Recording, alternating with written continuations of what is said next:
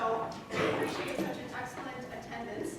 We've got a wonderful cross-section of companies. There's 25 different organizations in the room. And from a title standpoint, we hail from HR to IT, project managers, or change folks.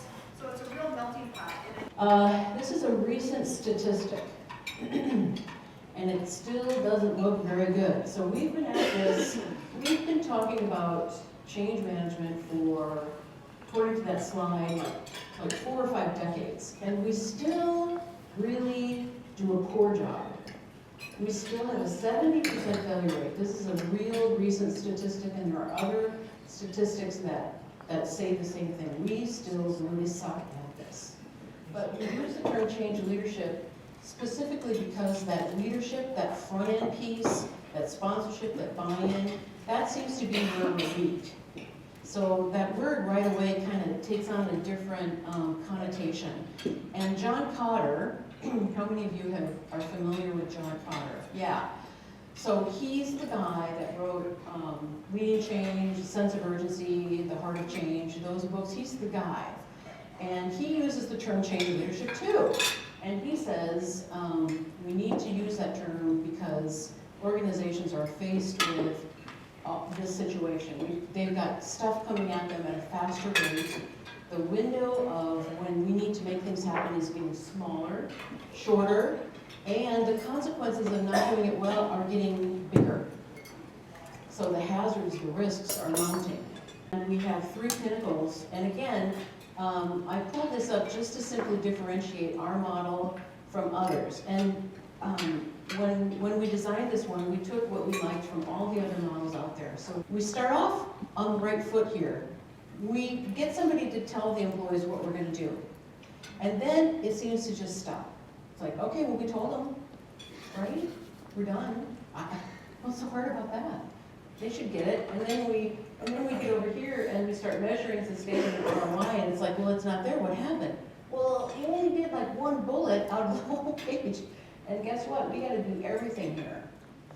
If I want to know how somebody feels, I'll use the word think. So what do you think about this?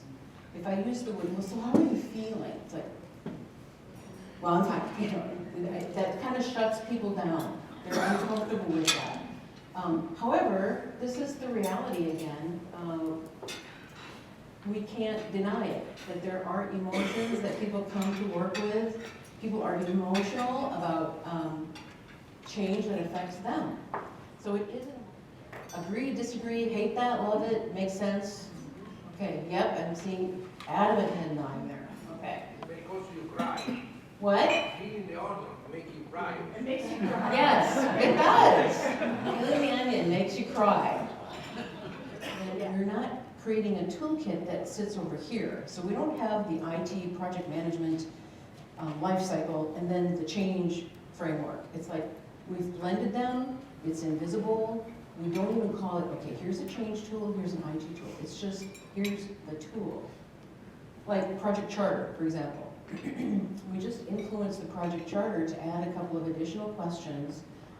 What we do with clients that works really well for me is get heavily involved here.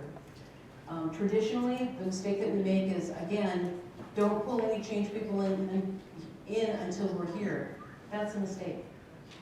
So Julie said, say a few words on Trissential and sum up 11 years in about 45 seconds. So I'm going to give you. So Trissential started 11 years ago really to solve the problems I thought I had when I was on your side of the desk. Okay, so as a buyer of outside services, I had 2 choices. I could go to the Big 4, right? The extensions of Deloitte, EY, IBM, those guys. Lots of methodology, best practice, intellectual property, all that stuff that we value, we pay for that. If I couldn't afford that, I could buy staff augmentation services. 1 brain, 1 body, good, more cost effective.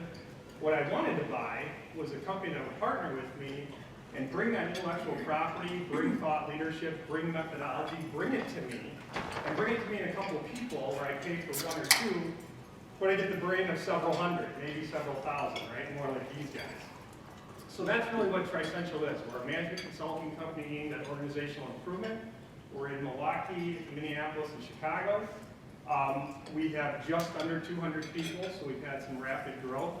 And one of the things about our organization is we really try to be very customer intimate. It's about partnering with companies, working through their issues with them, telling them what peers of theirs are going through.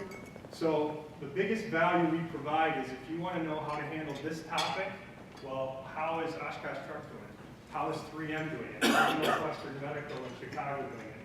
That's the value we provide. We know people, we know what they're doing, we combine it with our intellectual experience, and we have over 200 people, like I said, right around 200 people that average over 23 years of experience. So whatever 200 times 23 is, that's a lot of years, okay? So today, Roundtable's a big part of what we try to do from a customer intimate standpoint. What we want to do is be able to bring topics to our local business units and then stick people in an intimate setting and give them time to ask questions, put an expert up front to talk about a topic, and then make sure that we interact, okay? It's not a Gartner presentation. We're going to give you the magic quadrant and send you out of here. We're going to leave time for you to ask questions. The beautiful part about these roundtables is when that question comes from that table and this table answers, okay? It's 1 o'clock. Anybody got a score for the Badgers now?